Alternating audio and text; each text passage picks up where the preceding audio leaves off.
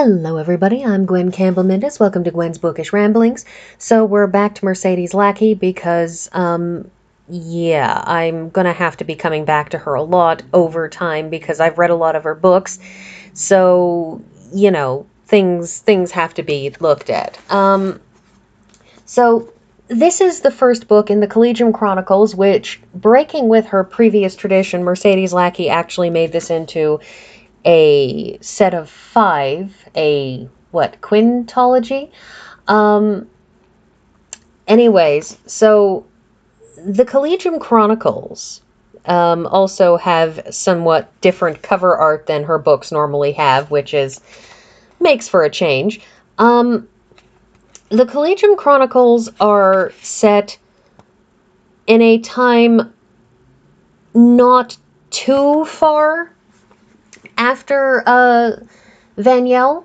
So, continuing with my doing these in chronological order, to get an idea of when this is, because if you haven't actually read the series, then it won't mean anything to you per se. But Bard Stefan, who was Vaniel's life bond, aka soulmate,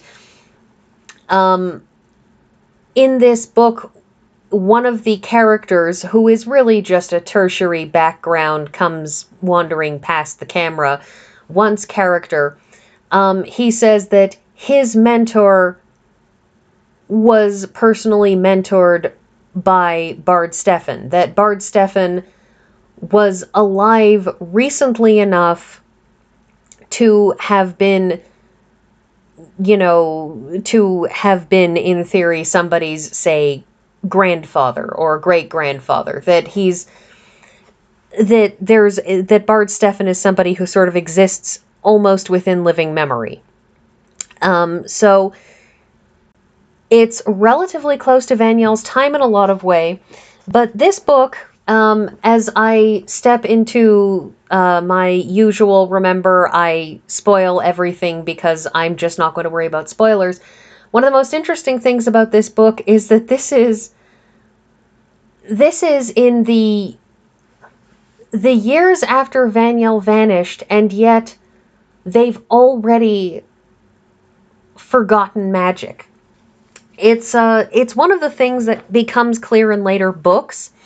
You see, in the Arrows trilogy, it comes up. There's a lot of talk about how there was a time when mages were real, and then when you read other books in the series, books from outside, you discover mages are totally still real. They're just not in Valdemar. And the thing is that one of the last things that happened after Vaniel died was, in effect, a spell got cast within Valdemar that not merely kept out any mages because there were no more herald mages, so there was no one who could defend them from mages, but that the people of Valdemar, something was cast over the whole country to make the people of Valdemar effectively think that magic, like proper mage magic, wasn't real. So they had the heraldic mind magic gifts, which are telepathy, empathy, pyrokinesis, regular telekinesis, which they call, they call things like fire starting and fetching gift. But the thing is that those aren't true magic. Those are a specific, odd, psychic subset of magic that don't allow you to do things like transform objects into other objects, or, transport armies long distances, or any of that kind of thing that you can do with true magic. And it's very odd in this series, because while it doesn't really come up in this first book, in the most recent one in the series that I was rereading, there's just this wonderful moment where someone says, "a magician," and they go, "Wait, a magician? What?" And then their brains get squashed by this spell because there's this very odd thing that goes on in Valdemar where any talk of magic is actively suppressed by this atmosphere over the whole nation. But anyways, that's not really what this book is about. This is This series is called the Collegium Chronicles because it's about the establishment of the so-called modern Collegium. You see, in the quote-unquote present, the main series, um, you have these collegia that have been set up. You have the Bardic Collegia, where people who have this Bardic gift, which is effectively sort of a psychic ability to influence people through talking to them and music. And the healing gift, which is exactly does what it says on the tin, and the heraldic one, because heralds are, of course, some weird combination of police and judges and social services and a whole bunch of other things, politicians and goodness knows what else. But they, by the end of it, you also have the Artificers Collegium, where you have sort of a sub-collegium set up so that people who have, perhaps need some extra education, it's basically turned into a kind of a proper university sort of thing. But at this point, the bards were the only ones who really had a collegium, a proper sort of post-school thing where you send people who have particular talents to get those developed. But there was a sudden outward explosion of the population of heralds, and the healers as well.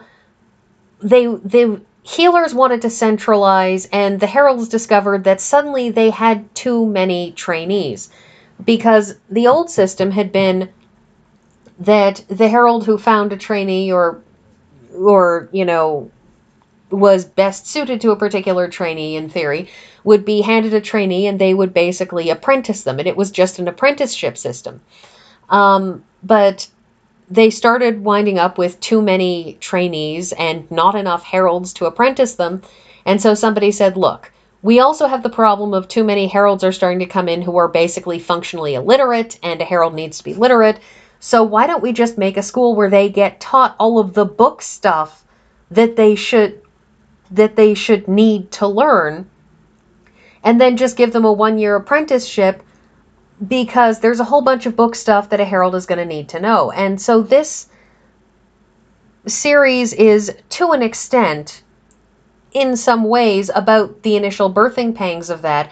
Certainly the first book is very much about that. The first book, as I slowly run out of time, is focused about a boy whose proper name is apparently Magpie, but nobody calls him that. Everyone calls him Mags. And while he's managed to avoid being functionally illiterate, he has basically spent his entire childhood as effectively slave labor in a mine. Well, having been slave labor in a mine, it doesn't give you a whole lot of practice at being sociable. It doesn't give you a lot of social graces. And he had all the problems that people who are practically slaves have, which is, poor hygiene and not knowing anything outside of this mine. And when he gets chosen by his companion, this isn't like when Vaniel is chosen, because Vaniel knew what a herald was and had a rough idea of what a herald did, and so that was fine. It wasn't like so many other, it wasn't like when Tillendal got chosen, because Tillendal, it was a rescue, and Mags, it is a rescue for Mags, but for Tillendal, again, he was educated, he knew what was going on in the world, he knew how the world worked, he knew what a herald was, and so he wasn't going to be fundamentally confused from the outset about anything. But Mags knows nothing. He is barely aware of this concept that there is a country called Valdemar. He doesn't even really know what a companion is. He doesn't know what a herald actually is. He has no idea what heralds do. When he gets to the Collegium, he has assumed that he's going to be a kind of a servant herald, somebody who does stuff for heralds who can't do things like cook for themselves. And a lot of this book is very much the perspective of an outsider who is not merely an outsider because of cultural differences, but because he has none of those foundational experiences of family, of basic socialization, of any of those things that most of us are used to. And so when midwinter, that is Christmas, comes around, he has no idea that there's anything there. He has no idea that there is any reason anyone would be doing anything at midwinter. I have to admit, as the series progresses, it spends less and less time in the Collegium, which is kind of a pity because the part of me that loves world building, really, I was sort of hopeful in this book, and the part of me that loves world building really kind of wanted more in this series of them saying that, all of the trainees have to do chores, which is not something that exists yet in the Collegium, although centuries later, by Queen Selene's time, is 100% part of the Collegium, that if you get chosen, then you have to, partake of spending time in kitchen duty or, fixing uniforms or what have you, that you take part in the maintenance of the Collegium, mostly so that the various heraldic trainees understand what it's like to do a day's labor in something that isn't as highfalutin as being a herald. Because while no one would ever say that a hardworking lawyer isn't doing a hard day's work, there's a difference between doing a hard day's work as a lawyer and doing a hard day's work in a kitchen. And because they're such different animals, these two kinds of jobs, that it's sometimes difficult for people in fancier jobs to really understand that, or for the wealthy who've never had to work at all. So there's a large portion of this book with Mags looking at these vast numbers of trainees who come from very well-to-do backgrounds, who, they'll complain about the plain food, and Mags will be thinking, wow, and I was just happy not to have maggots in my food. Anyways, one of the other things that comes up in this book a lot is that when Mags is first brought in, his companion Dallin cheats in a way that doesn't happen in most of the rest of the series. That is, his companion basically dumps a whole whack of knowledge right into Mags's head to effectively bypass a whole bunch of things that otherwise Mags wouldn't have known, couldn't have known, wouldn't have understood. And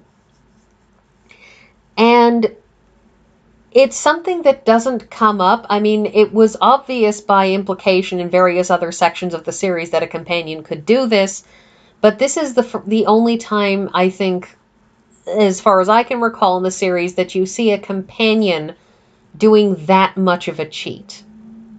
Because Dallin does a lot of, here, let me do this for you, Mags, let me just show you exactly how to do this, let me take over your body for a moment so that you can learn how to ride.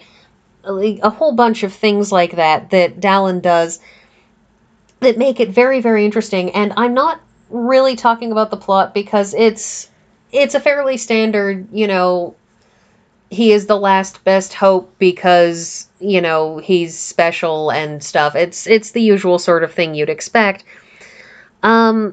His perspective is very pleasant, because it's always that interesting and amusing perspective that comes from people with rough backgrounds who don't trust easily. And I have a great deal of affection for this scene when Mags thinks to himself what he's going to do is to sit back and watch, because people always give themselves away when you just wait and watch. And Dallin doesn't know what to do with this, because Dallin, for all of his wisdom and everything else being a companion, still comes from that traditional socialization and doesn't quite know what to do with sitting back and watching, waiting for people to give themselves away, doesn't know why Mags is comforted by the notion that people don't like heralds. And I'm basically out of time, so I'll see you all next week.